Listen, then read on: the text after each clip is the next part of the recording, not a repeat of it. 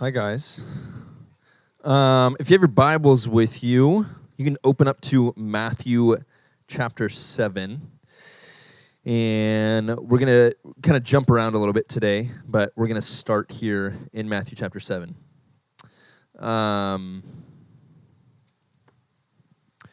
This morning it's kind of our last one-off message, if you will. And what I mean by that is it's not necessarily in a series the last couple of weeks, right? 3 weeks ago, we joined together with 9, 10, 11, 12, and we talked about what does it mean to come home from camp, right? How many of you went to SCSD?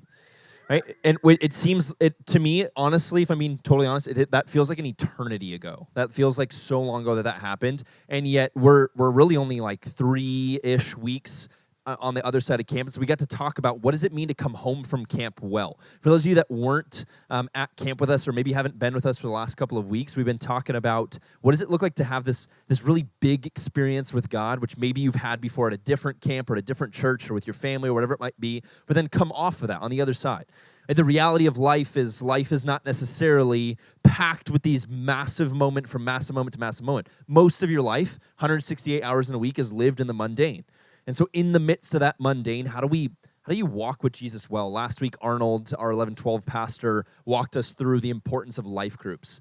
And as you guys signed up for life groups this last Wednesday, as Shar talked a little bit about that this morning, it's one of the pillars of 910. It's one of the things that we put an incredible amount of importance on, and we're even going to touch about again on this morning. And this is my buddy JoJo. If you don't know JoJo, he's a good friend of mine and been in 910 now for a little over a year. And got to teach this message last night, and then I asked him to teach it again with me this morning as we just walked through, very simply, 5 things that we want to talk to you about as far as what does it look like to have a pulse on your relationship with Jesus. If you've ever watched like a war movie or an action movie before, when somebody gets like blown up, which is kind of gnarly to start with, I know, but when somebody gets like blown up, their buddy runs over, or their friend runs over, and typically the first thing they ever do is they take 2 fingers and they like bend down and they put them where? On their neck, right? And they like run over it, and it's like you got blown up, and I'm like, oh my gosh. And I feel a pulse, and I'm like, okay, cool, he's alive. Or like, oh no, there's no pulse, right? He's a goner.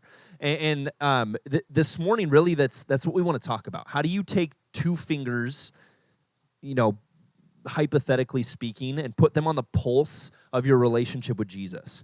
Here in 910, the pillar that we stand on, the foundation that really this entire message is built on is kind of JoJo's 4th point here that we're going to talk about. What does it mean to have a firm foundation in Jesus? Kind of an unshakable foundation. If you ever build a house one day, you buy a bunch of land, and you're like, I'm going to build this house. The first thing you're going to do is you're going to lay a strong foundation, so that in years to come, you're not just like building your house on dirt and then a storm comes and your whole house falls over and you're like, oh no, right? It's common sense to go, if you want to build something that lasts the test of time, it has to have a strong foundation. And so really the foundational aspect of all of 910, it's not how much fun you have here. It's not the friends you make or don't make. It's not who your groomsman is someday because of 910. It's genuinely your relationship with Jesus. And so especially coming off of camp, maybe the last couple weeks, as we kick off school here, how many of you start school this next week? Anybody already start school? Wow, most of you. Brutal, right? You're like, oh, class. Are most of you in person? Crazy, right? Crazy. How many of you are still in the comfort of your own home doing class? Anybody? Kind of, 50-50, homeschool. Hey, that's what's up. I was homeschooled for a little bit. It's great, right? You start school whenever you want. You end school whenever you want. And so for most of you, going back into class or being in your home, right, how do we talk about the importance of kicking off this fall, foundationally having a relationship with Jesus, and then putting a pulse on your own walk with Jesus?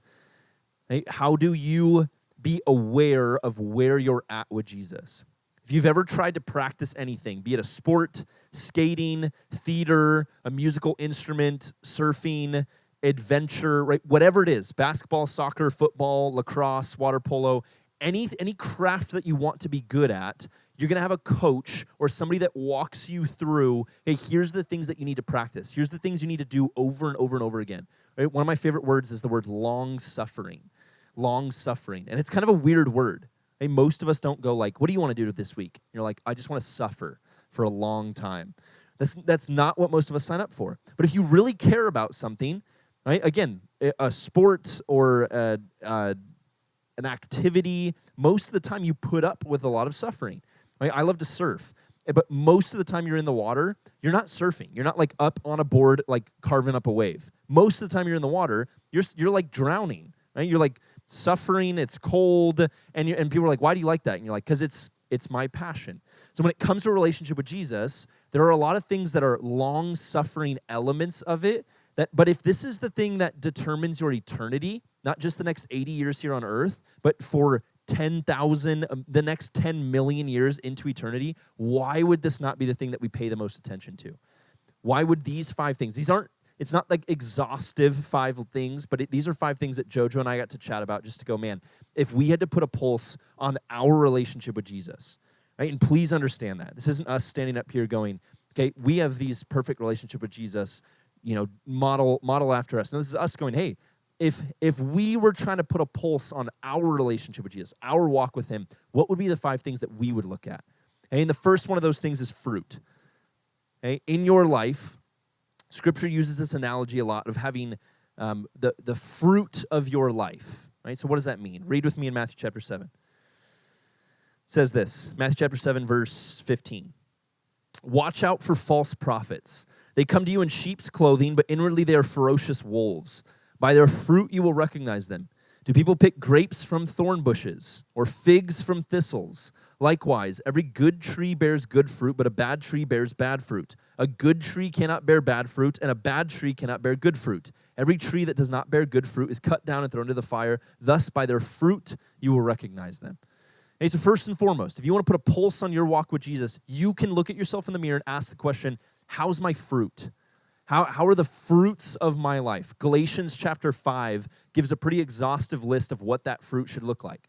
Right? The fruit of the Spirit is love, joy, peace, patience, right? Self-control. There's this list of the fruits of the Spirit that you could quite literally plug your name in and go, Austin is loving. Austin is patient. Austin is kind. Austin is full of self-control, right? Can you put your name in front of each one of those and kind of check yourself a little bit to go, how is the fruit of my life? If you would sit here this morning and go, I am a follower of Jesus, or I am a Christ follower. If you're sitting here going like, that's not me, awesome. I'm stoked you're here. Those fruits shouldn't be present in your life. Maybe little bits of them, right? Maybe a little bit here and there, but not in an increasing measure like they would be if you're surrendering your life to Jesus going, my life should manifest itself in a certain amount of fruit. And real quick, before I bring Jojo up here, we in Italy's kind of known for 2 things, right? One, a food element, which is pizza and pasta, right? And if you go to Italy, it's like pizza and pasta, like that's amore, right? You go like pizza. It's the best pizza I've ever had in my life, the best pasta I've had in my life, hands down. And then beverage-wise, what's Italy known for? Wine, right? So we get to tour like all these wineries and be around it. And we went to this one specific winery out in Tuscany where they were talking about the difference between like lazy roots and established roots. And I love this concept, right? I've never thought about roots of a plant before as like lazy roots. But they said the difference between lazy roots and established roots is lazy roots, they stay at the surface, right? And if they, in a winery, if you're watering like wine or grape plants, grape vines a lot, the roots stay lazy. If you're just like out there just giving them easy water and they just stay on the surface. Established roots go down deep. Why do they go down deep? Because there's water in the earth, right? There's water down below. So the deeper, more established roots, they're not dependent on rainfall. They're not dependent on somebody going out there with like a little spigot going like, here you go, like here's water. And I love the way Psalm 1, just write this down in your notes as you're taking notes this morning. Write down Psalm 1 and Jeremiah 17. And I give you a little bit of homework to read those this week. Both of those passages talk about the disciple of Jesus, the follower of Jesus, that's not dependent on seasons. It's not about whether everything's going really well for you or everything's going really poorly for you. No, Psalm 1 says, he is like a tree planted by streams of water. Jeremiah 17 says, the one who puts their trust in God does not fear drought. Right? They're not dependent on me or JoJo or Charlene or Scott to go like, let me feed you this week. Let me tell you, no, you're going, I'm diving into God's word myself. Right? How can you tell that the fruit is present in your life? It's if you have established roots. Most of us, right, myself included, from time to time, we have lazy roots. We just kind of go, I just kind of stay on the surface of the Bible. I don't really get super vulnerable with my life group. I go to church when it's convenient for me, as long as I don't have anything else going on. If I don't have a lot of homework or if I don't have a sport that day, and Scripture is going to go, if you want to put a pulse on your relationship with Jesus, take a look at the fruit in your life and ask yourself the question, do I have deep established roots in the person of Jesus that are then manifesting themselves in fruit?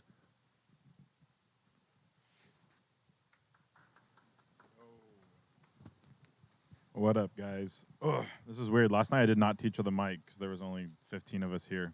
But I got the opportunity to choose 2 of the 5 topics that I'd be teaching on, and I chose this one because I think Austin would agree that it played the biggest role in my life. So I want to talk to you guys about living in a thriving Christian community.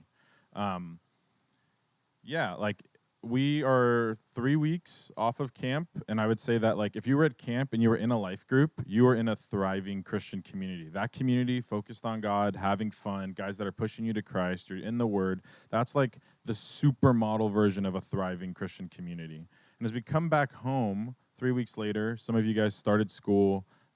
Maybe you had friends that didn't go to camp, or you hang out with friends that didn't go to church, and there's nothing wrong with that, but there starts to become battles you have to deal with. When you're at camp, there's not many people you're fighting to talk about the word or to push you towards Christ. But when you're at home and you're at school, I went to Mission Vista. Shout out to the Timberwolves, all 12 of us. But it was hard, and I wasn't the Christian guy. I was the guy who'd made fun of the Christians. I was the guy who hurt the thriving community. I was not the guy you wanted in your circle growing up. And so for me to look at Austin and we get to talk, prep and sermon prep together and think what was the hardest thing? I thought, who was I? I was the hardest thing. I was the thing that now looking back, I'd be don't hang out with people like me. Don't hang out with people that are going to pull you away from Christ. Don't hang out with people who are going to want you to go through things and tell you, hey, you can go to church next week. You can hang out with those friends later. They don't know what they're talking about. And I know it's hard, but I think the biggest thing that Austin said when I first met him in one of his first messages was that if your friends aren't pushing you closer to Christ, they are pulling you away.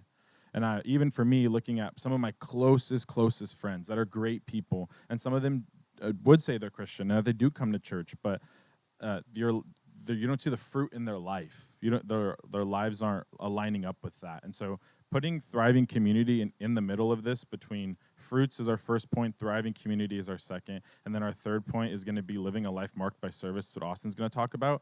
This is like a pivotal piece, because if I truly believe that if you're not in a thriving Christian community, you're not going to be a part of a community that wants to live a life marked by service with you. And if you don't have those people with you in the trenches, if I didn't have Micah and Scott and Silas and James and Austin with me, it would be really hard for me in my flesh and in my weakness to come and want to live a life marked by service. And I would believe that if these guys weren't in my life speaking truth and hard truth and discernment to me, you wouldn't see as much fruit as I have. And as we continue to unpack, this is the baby step to what we're going to unpack later in an unshakable foundation, but you can't do this on your own. I learned that the hard way. I'm super prideful, and I have a big ego, and that's something that Austin and I have worked through, and Sean Breezy, my mentor, I've worked through, and I learned that I have to have this community around me that is thriving and is healthy and is fun. And Micah's my best friend. He just got married. We have a ton of fun together, but it's also it's hard, and we're gonna walk through the valleys together. And even that song, Hunter, I love Hunter so much, but that song he sang today, come and tear down the walls I built up. And a lot of times in high school, when it's scary and maybe sports is your thing or academics are your thing, or, for me, partying was my thing and being the popular guy was my thing. And that's a wall I built up. I created a gap between me and Jesus. I created a gap between me and church because this was easier, this was more comfortable. And it wasn't until I realized that I hated where I was at, and I didn't like what I was doing. And in reality, I just didn't like who I surrounded myself with. I started to mature a little bit and grow up and realized I was irritated with my friends in my circle, and I still love them, but it was just, there started to be tension.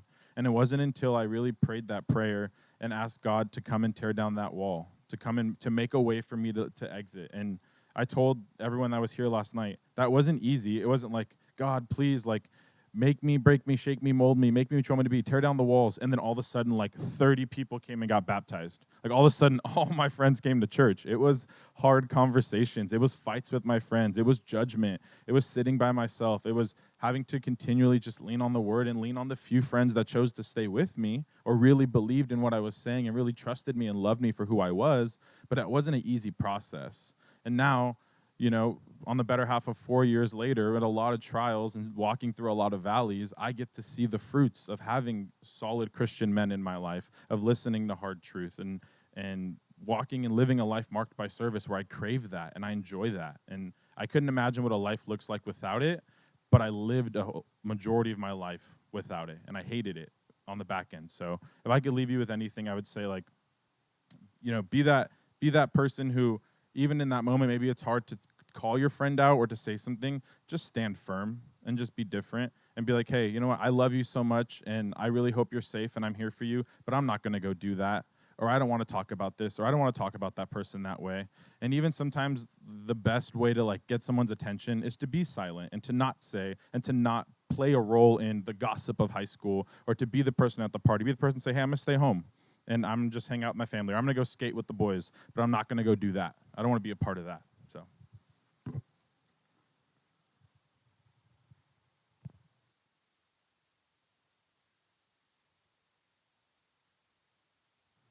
Microphones work better when they're on. As you're taking notes this morning, as we dive into this fall, I really want to challenge us as a community. It's like my dream world as a 910 pastor, that one day I'd look out on the sea of 910ers and that you would have a Bible with you, right? If this truly is the Word of God, inspired, written not necessarily to us, but absolutely for us. My dream is that this book would be a book that you live your life marked by this. And that as you're taking notes, right, when we start life groups, everything we teach on Saturdays and Sundays is setting up Wednesday nights. And we've all been there before, right? You've been to a life group before where, Silas starts out the conversation, or Kyla opens up the conversation with all right, guys, let's, what did we learn this weekend? And most of your life group goes, for me, if I hear a sermon on a Sunday and someone asks me on a Wednesday, hey, what'd you learn from that sermon on Sunday? I'm like, Sunday.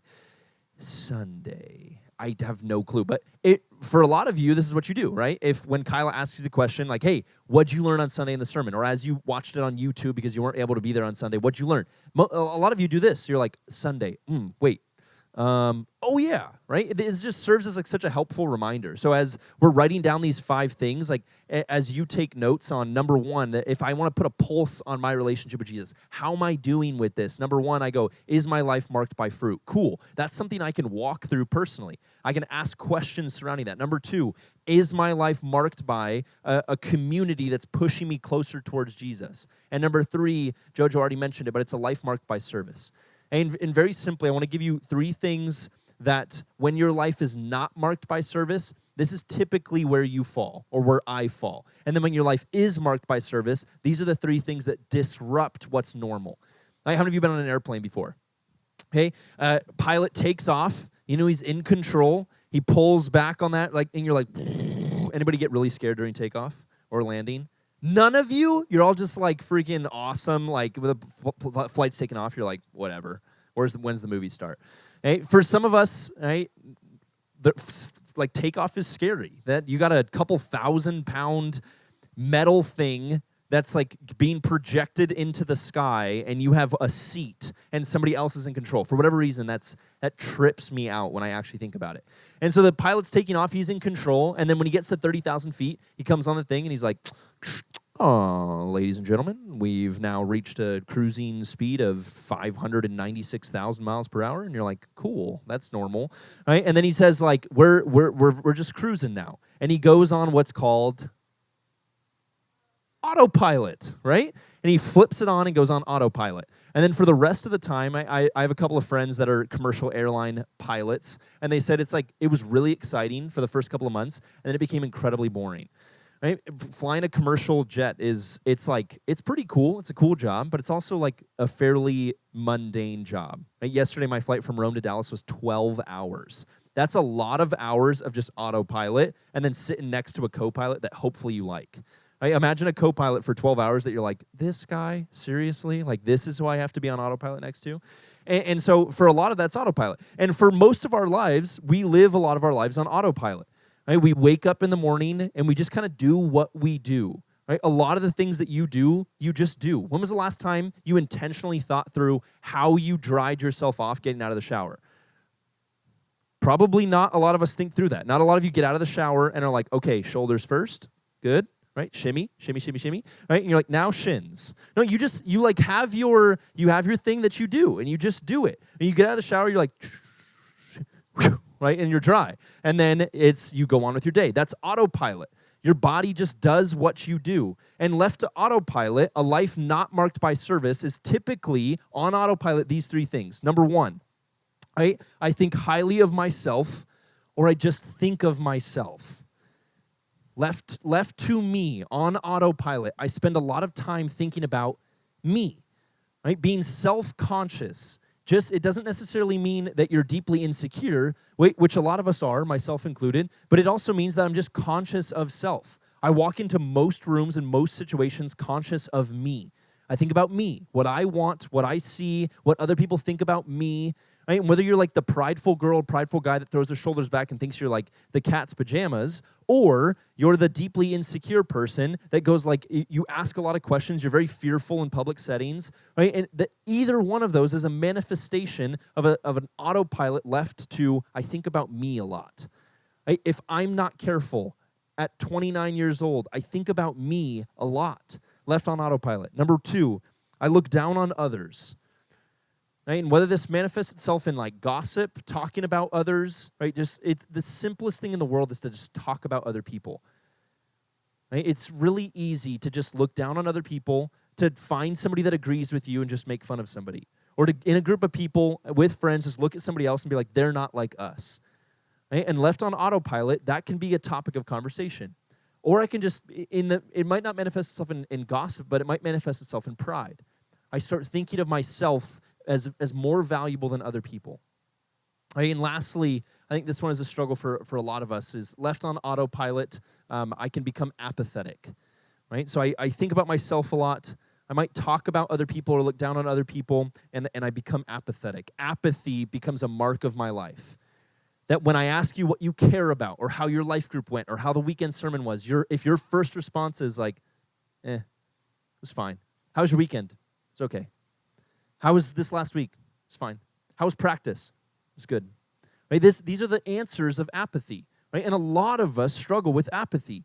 It's just that you just don't have a lot of desire in your life.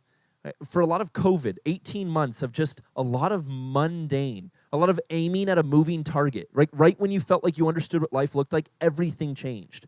Right? This happened to a lot of us, and it manifests itself in a lot of apathy. Right? I felt it. I saw it in our community. Apathy is a massive struggle for us. So a life marked by service, it kind of combats these three things. So number one, where I used to think highly of myself or think about myself a lot, a life marked by service starts thinking highly of others. Philippians chapter 2, right? Write this down, right? Just write the reference down. Philippians chapter 2, right? Read this week. Philippians chapter 2 says, do nothing out of selfish ambition or vain conceit. Rather, in humility, consider others as more valuable than yourselves. The only way to do that is to be intentional with it. Nobody ever tripped and fell into a Philippians chapter 2 worldview. It doesn't happen by accident. Right? A life marked by service starts first and foremost with thinking of other people before I think about myself. John chapter 3, John the Baptist has this beautiful moment where he says, I must become less, he must become greater. If I'm not intentional about having a big view of God, right? Hunter sang the song, awake my soul and sing. Why do we have to say awake my soul? Because our soul is asleep. We're asleep at the wheel. We're apathetic. We think a lot about ourselves. It's autopilot. Philippians chapter 2 says, wake up and start thinking about other people as more valuable than yourselves. Number two, where I used to look down on others and gossip or be prideful, I think about myself appropriately. Right? Humility. Humility is having a proper perspective of self. Humility is having a proper perspective of self. Right? C.S. Lewis, if you're a sophomore in NineTen, you've probably heard this definition 83,000 times. Hey, C.S. Lewis says, humility is not thinking less of yourself. Right? It's not like I walk up to you and I'm like, wow, I really like that shirt. And you're like, no, this shirt's dumb. And I'm like, okay. Right? Like we've all been around people like that are like self-deprecating, right? They're really good at a sport or really good at something. You're like, that was a great game. And they're like, no, it wasn't, right? Or you're like, wow, that was, you had a really good basketball game today. And you're like, no, it wasn't me. It was all God. And you're like, what? Like, no, I'm pretty sure God didn't shoot that three. Like, I'm pretty sure that was you with your God-given talents and gifts and abilities. Right? Humility is not thinking less of yourself. It's just thinking of yourself less. Right? Remember, left on autopilot, I think about myself all the time. Humility says, be intentional about thinking about yourself less. So number one, a life marked by service is thinking highly of others, and then it's thinking about myself appropriately, and then lastly, it's living life on mission. Right, here in NineTen, we have something called our Zoe leadership team. Right, we're going to meet for the first time this fall next Sunday, and we meet right after second service. And it's a 30, 45-minute where we just get to talk about what does it look like to be the core of the core of the core of NineTen and live a life on mission. If you want to get off autopilot, if you want to think highly of others, have an appropriate view of self, and live on mission, you should absolutely be a part of our Zoe team. We do leadership training. Right? We go take a deeper dive into Scripture. We go on a missions trip just with Zoe. We do things with our Zoe leadership team to go, hey, this is what it looks like to kick autopilot in the face and go, I'm going to be intentional. Where I used to be apathetic, I want to live on mission. God's kingdom is on the move, his global kingdom, right? From North County, San Diego to Papua New Guinea. What are you doing as a 14, 15, 16-year-old to live on mission to be a part of this? It has to start with, first and foremost, having a life that's living, manifesting fruit, to living in community, and now my life is marked by service.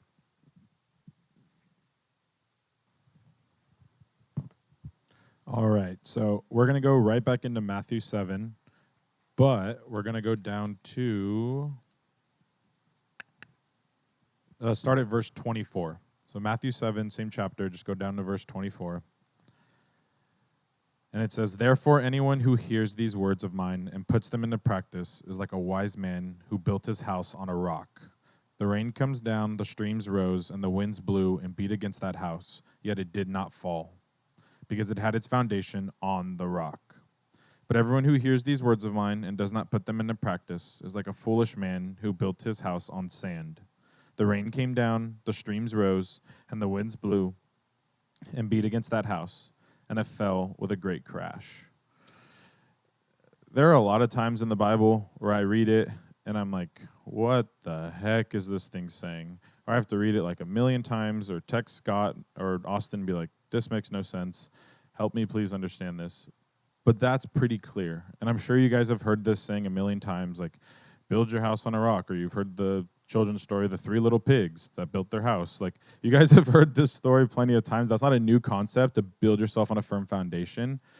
But the hard thing is that when you're building a house, we know, like, oh, we're going to lay concrete, and we're going to do that. And, like, building your relationship in your life, especially when you didn't meet Jesus at the beginning of your life, that foundation can be really hard to understand. What does this even look like? Where do I even start? And so, again, coming off camp, maybe you gave your life at camp and you were like, I'm all in for Jesus. And then you came home and you're like, what does that mean? What did I sign up for? And you maybe just talking to your friends in life group, and I would challenge that they have a good idea, but they don't have the full scope of what that looks like. But an unshakable foundation for me, and kind of just unpacking that as a whole, is that it's everything that we're talking about today, all 5 aspects put into practice, and that's going to take time. It's going to be a journey to get there. It's taking me over 4 years to now confidently say, like, I can check these 5 boxes, and I still have to maintain those, but it's putting all 5 things we're going to show you or talk to you about today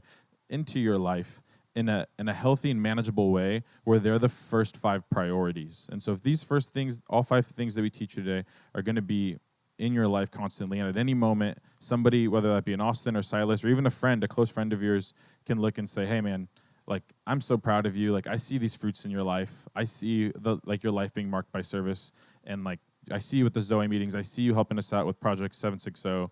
you're living in a thriving community. I see you here on Sundays and Wednesdays, but I also see you at high school. I see you at church. I see you praying before your games. I see you not playing a role in gossip or, not doing what you used to be doing. For me, it was pretty evident. It was pretty easy to see the switch when, like, I no longer was partying and, like, trying to hang out with girls and get girls' numbers, but I was, like, hanging out with good men and going in, like, yeah, like, it sounds really preachy up here, being like I was talking about the Bible or I was listening to sermons, but, like, even just hanging out with Micah and Silas and our good friend Gregor, who leads in 11-12, and just chatting, just getting to walk, just go grab a bite to eat. But those weren't the things that I got to do as a teenager. I chose a different way of life, and it now makes me crave this life with Christ so much more because, like, it left such a bad taste in my mouth. But there are a lot of you in here. North Coast is such a great community, and I'm happy that I'm here and that I got to find this place finally. But there's some of you that, like, spent your first Sundays on earth here at North Coast. And, like, this is your life, and your families maybe even work here, or, like, that's what it is. And so there's an aspect of you looking at me and being like, I got a foundation. Like, I've been here. I went to Tower 6, went to Whitewater. I've never missed a camp. Like, this is me. And, like, that is actually what I fear for so much more. Like, I am so frustrated that I didn't find Christ until I was 16. But then when I found it, I was broken, and I just leaned on everyone, and they helped me build my foundation. And I still have to manage that, but there's a lot of comfortability and a lot of, like, I don't want to say complacency, but passivity and being apathetic in your relationship with Christ, because you're like, I know this. I can say the Bible verses. I show up on Wednesday. I serve on the team. My mom works traffic. Like, I get it. And so for me, it's like, if you don't realize those moments of comfortability in your relationship with Christ, they're like small cracks in your foundation. And I walked through this during COVID when I was, like, on fire for Christ, and I was like, heck yeah. And then it was like 3 or 4 months where I was like, oh, I'll watch the sermon later, or, you know what, like, I was up late last night playing video games, like, I'll get in the Word after lunch or whatever. And there's those slow cracks where then you start to see life seeps in. Like, our sinful nature, our flesh is weak. We're going to crave what we did. And especially for somebody like me who's still a novice at this, only been doing this for a couple of years, only been studying the Word for a couple of years, I crave those things constantly. And so if I'm not constantly managing my foundation and making sure that I'm in check and getting wise counsel and discernment from the people in my life, from my thriving community, if I'm not constantly filling my free time with living a life marked by service, I'm not going to see that fruit, and my foundation is going to start to be shaky. And so I would challenge most of you that have been here for a long time and play a role in NineTen and in this church that don't get comfortable. That foundation is solid, and you built that in a great community that loves you and is pushing you to Christ, but it's something we have to constantly manage. We can't just have a base layer. It's like remodeling your house. You have to continue to build and be stronger, because the enemy only gets trickier. He only gets wiser, and he's trying to pull you away. Especially at your guys' age, you're going back to school for the first time in, 18 months. You actually have to go and associate with your whole school, and not all of them are believers. You guys are a minority in that group of believers, and so I just challenge you to, like, just try to take a scope of your life. Sit with a life group leader, maybe snag Austin or Shar or Scott or one of us after, and just be like, hey, I've had some habits in my life, or I just realized, like, I'm kind of slacking in reading the Word, and, like, can you help me maybe build a schedule? Or can you hold me accountable? Tell one of your friends. Can you text me every morning? For a long time, me, Adam, and Silas, during quarantine, we would just text each other in a group chat. That was, hey, this is what I read today. Can you make sure that I pray before I go to bed? And if I'm 20 years old and that's something I'm going to do for the rest of my life, because I know that if I don't have that accountability, that my foundation will have cracks in it. Yeah, so good. Just as we wrap up here, I love what you said, Jojo, about not getting comfortable, right? Like, Jojo's 20 challenging y'all with this. I'm almost 30 going, when I think I'm good or think I'm like, oh no, like I've made it, or like I've arrived, are usually the most dangerous moments of my life, right? How many of you play a sport? Okay, if you've played a sport before and worked with your coach or your trainer, and you're like, you're not in the weight room or like running, and you're like, okay, I'm done now. Like, I've arrived. Right? There's a reason that when you're playing a sport, right, you train physically every time you practice. Right? My basketball coach, we used to end every practice with what he called ice creams. And I remember the first time he was like this new coach. He was like, "Who wants some ice cream?" It was like the end of this hellish practice. And we were all like, duh, like, yeah. And he's like, all right, cool, like, get on the line. And we were like, wait, what? Like, that's messed up. Like, he called suicides ice creams, which a suicide's on a basketball court, free throw line, back to the baseline, half court, back to the baseline, 3/4 of the way back to the baseline, whole way back to the baseline. We finished every practice with suicides. And so pretty much he would go like, okay, all right, who's ready for some ice cream? And we'd be like, oh, no. And go on to the baseline. We finish practice that way. Right? A good coach doesn't look at his team and goes, oh, okay, like you're fit now. We don't need to run anymore. I know a good coach is going to go, I'm going to prepare you for the fourth quarter. I'm going to prepare you for the second half. I'm going to prepare you for the moment where you're dog tired at the end of the game in the 90th minute or whatever it might be, and you go, that's the moment. That's why we train. For me, as a pastor, married with a daughter, every time I come home from a camp or a mission trip is usually when my temptation is strongest to look at pornography. That's usually when the temptation ramps up the strongest on Instagram, on Safari, on whatever it is of just like things are put in front of me that I go, why 3 years into marriage, post-camp, after I had this incredible experience, is this still something that's right in front of me that I'm going to struggle with? Right? Because you have a smart enemy. You have a cunning enemy that goes, oh, you think you're good? You think worship was awesome? You think you're all in for Jesus now? I'm going to ask this question of you. How's your foundation? Right? Pay attention to those little cracks. And as we wrap up, the fifth thing to put your two-finger pulse on is mentorship. Hey, do you have somebody in your life that's further down the road than you? Whether that's 4 years, 15 years, 25 years, they're further down the road from you, and they love you enough to speak hard truth into your life.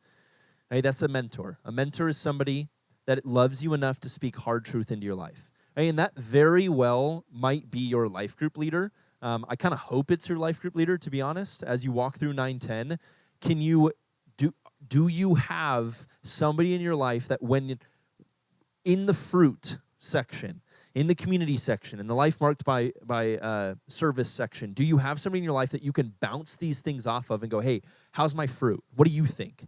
How can you see something that I don't see? Right? How many of you started driving?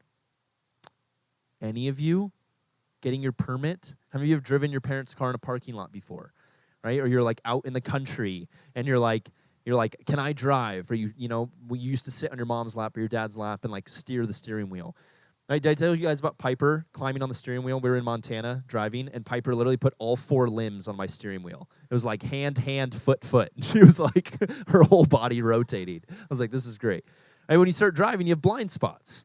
You gotta, when you're merging left, you gotta look. You look in your mirror and then you check your blind spot. When you're merging right, you look right and then you check your blind spot. All of us in life have blind spots. You need somebody in your life that loves you enough to go, hey, here's something in your life that you don't see. And I would challenge you, if you don't have that already, if you do have it, as we walk through this fall, lean into your mentorship. Don't let mentorship be something where you meet once a month. Make mentorship something consistent in your life. Right, where you're not, there's a difference between catching up and doing life. You know what I mean? You know that cousin that you see like twice a year, and they're like, hey, how have you been? And you're like, I don't even know where to begin. Right? And then there's the friends that you talk to on a daily basis that they're like, hey, like we finished talking last night as we fell asleep, and then we're picking up the conversation as we wake up today. It's like there's a difference there. For a lot of us, mentorship's like I don't even know where to start. But if you've done consistent mentorship, that's where you can actually start digging through fruit in a life marked by service and these things. Right? Find somebody in your life that loves you enough to challenge you, to push you. And here's the last thing I'm going to say. Hey, don't assume that you have a mentor. Right? For a lot of people in my life, I've legitimately had people that they've been like, oh yeah, like so-and-so, like you mentor them, right? And I'm like, I what them? I don't mentor them. And they're like, well, they spend time with me and they had a conversation, so you're my mentor. And it's like, no, I'm not. Right? There are very few people in my life that I would say, I legitimately, that's somebody that I mentor. Why? Because that person has come to me and said, will you be my mentor? Right? Will you walk through mentorship with me? And then my follow-up question is always, what does that mean to you? Right? What does that look like for you? I'm going to expect you to come with questions. I'm going to expect you to open up your schedule. Don't leave it to your mentor to chase you down. That's not a mentorship relationship. If your mentor's like, let's mentor, I'm going to mentor you, that's not mentorship. Mentorship is when a mentoree or a mentee comes to a mentor and goes, will you mentor me? And that's what that looks like to me. Don't walk through life. Right? If you left this message with nothing else, right? Walk through life with a firm foundation in Jesus, and then make sure you have somebody in your life that's walking through that with you, challenging you, pushing you, loving you enough to point out the things that you don't see. Okay, pray with me. God, thanks for this morning. Thanks for the opportunity to dive into your word, to be challenged. God, and I pray that every one of us would have the boldness to take a pulse, to go, where am I at? Where am I at today? And where am I at this week as I walk into school, as we start life groups this fall? Where's my relationship with you at, God? God, would this be something that we check on consistently? And would this be a community of people that checks that for one another, that challenges each other, that sharpens one another? We love you. In Jesus' name we pray. Amen. Amen.